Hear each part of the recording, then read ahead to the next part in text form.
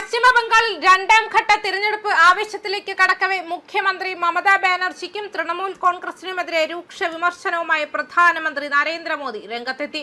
പുതിയ സർക്കാർ ഏതുമാവട്ടെ BLM കൂടെയുണ്ട്. പുതിയ സർക്കാരിന് ആശംസകൾ. രാജ്യത്തെ ഏറ്റവും വലിയ multi state housing cooperative society, എല്ലാവർക്കും ഭവനം, BLMന്റെ ലക്ഷ്യം.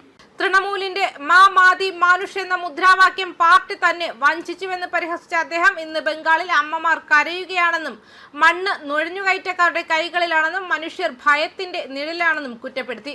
കഴിഞ്ഞ 15 വർഷത്തെ ഭരണത്തിൽ സംസ്ഥാനത്തെ സ്ത്രീകൾ നേരിട്ട അതിക്രമങ്ങൾ എണ്ണി പറഞ്ഞായിരുന്നു മോദിയുടെ രാഷ്ട്രീയ ആക്രമണം. സംസ്ഥാനത്തെ സ്ത്രീ സുരക്ഷ ഉറപ്പാക്കുന്നതിൽ മമതാ സർക്കാർ പൂർണ്ണ പരാജയമാണെന്ന് മോദി വ്യക്തമാക്കി.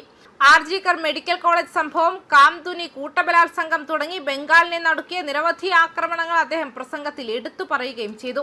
മിക്ക കേസുകളിലും തൃണമൂൽ നേതാക്കൾക്കാണ് പങ്കെന്നും കുറ്റവാളികളെ സംരക്ഷിക്കുന്ന സർക്കാർ ഇരകളെയാണ് വേട്ടയാടുന്നതെന്നും അദ്ദേഹം കുറ്റപ്പെടുത്തി. മമതയുടെ കരുത്തായ സ്ത്രീ വോട്ട് ബാങ്കിനെ ലക്ഷ്യം വെച്ചുകൊണ്ട് തൃണമൂൽ ഭരണത്തിൽ ബംഗാൾ അധപ്പതിച്ചുവെന്നും ഇതിനെതിരെ ബംഗാളിലെ സഹോദരിമാർ പ്രതികരിക്കാൻ തയ്യാറെടുത്തു കഴിഞ്ഞുവെന്നും പ്രധാനമന്ത്രി അവകാശപ്പെട്ടു. ജൂൺ 4 ഫലം പുറത്തു വരുന്നതോടെ ബംഗാളിലെ ഓരോ അക്രമിയും അഴിമതിക്കാരനും കണക്ക് പറയേണ്ടി വരുമെന്നും മോദി മുന്നറിയിപ്പ് നൽകി.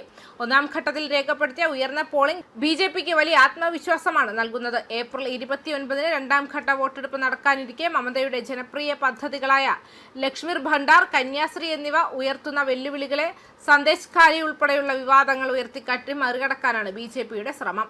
ബംഗാളിൽ തൃണമൂലും BJPയും തമ്മിലുള്ള പോരാട്ടം ഇപ്പോൾ അതിന്റെ ഉച്ചസ്ഥായിലായിരിക്കുകയാണ്.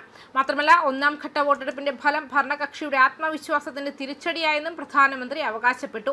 ഏപ്രിൽ 23-ന് നടന്ന 152 മണ്ഡലങ്ങളിലെ വോട്ടെടുപ്പിൽ 93% പോളിംഗ് രേഖപ്പെടുത്തി. ശേഷിക്കുന്ന 142 സീറ്റുകളിലേക്കുള്ള വോട്ടെടുപ്പ് ഏപ്രിൽ 29-ന് നടക്കും. ആദ്യഘട്ട വോട്ടെടുപ്പിൽ ബംഗാൾ അത്ഭുതങ്ങൾ സൃഷ്ടിച്ചു. ആദ്യഘട്ടത്തിൽ തന്നെ തൃണമൂൽ കോൺഗ്രസിന്റെ അഹങ്കാരം തകർന്നു.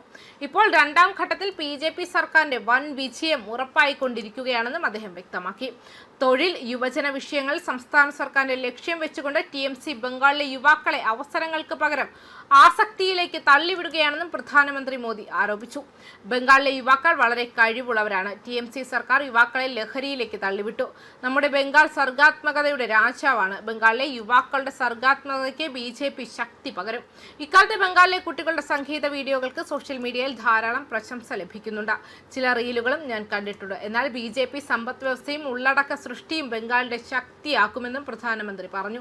കൂടാതെ സിൻഡിക്കേറ്റ് സംസ്കാരത്തിലൂടെ ബംഗാളിന്റെ കായിക ആവാസ വ്യവസ്ഥയെ TMC നശിപ്പിച്ചതായും മോദി ആരോപിച്ചു. ബംഗാളിന്റെ കായിക സംസ്കാരത്തിന് BJP പുതിയൊരു ഉത്തേജനം നൽകും. തൃണമൂൽ കോൺഗ്രസിന്റെ സിൻഡിക്കേറ്റ് രാജ് സംസ്ഥാനത്തിന്റെ കായിക ആവാസ വ്യവസ്ഥയെ തകർത്തിരിക്കുന്നു. മാസങ്ങൾക്ക് മുൻപ് ലോകമെമ്പാടുമുള്ള ഫുട്ബോൾ ആരാധകരെ ഞെട്ടിച്ച കൊൽക്കത്തയിൽ നിന്നുള്ള അസ്വസ്ഥമായ രംഗങ്ങൾ കാണുന്നത് പോലെ മഹാജംഗൽ രാജിന്റെ ഫലം. ഖേലോ ഇന്ത്യ ക്യാമ്പയിനിൽ കീഴിൽ സംസ്ഥാനത്ത് പുതിയതും ശക്തവുമായ ഒരു സ്പോർട്സ് ആവാസ വ്യവസ്ഥ കെട്ടിപ്പടുക്കുമെന്ന് ഞാൻ ബംഗാൾ കളിക്കാർക്ക് ഉറപ്പു നൽകുന്നുവെന്നും കൂട്ടിച്ചേർത്തു. കഴിഞ്ഞ ആഴ്ചകളിൽ പശ്ചിമ ബംഗാൾ നിരവധി റാലികളിലൂടെ പ്രധാനമന്ത്രി പ്രചാരണം ശക്തമാക്കിയിട്ടുണ്ട്. കേന്ദ്ര ആഭ്യന്തരമന്ത്രി അമിത് ഷായും പാർട്ടിയുടെ അടിസ്ഥാന തന്ത്രങ്ങൾക്ക് നേതൃത്വം നൽകുന്നു. ഇത് സംസ്ഥാനത്തെ BJPയുടെ ഉയർന്ന മുന്നേറ്റത്തിന് അടിവരയിടുന്നു. ന്യൂസ് ഡെസ്ക് കർമ്മ ന്യൂസ്.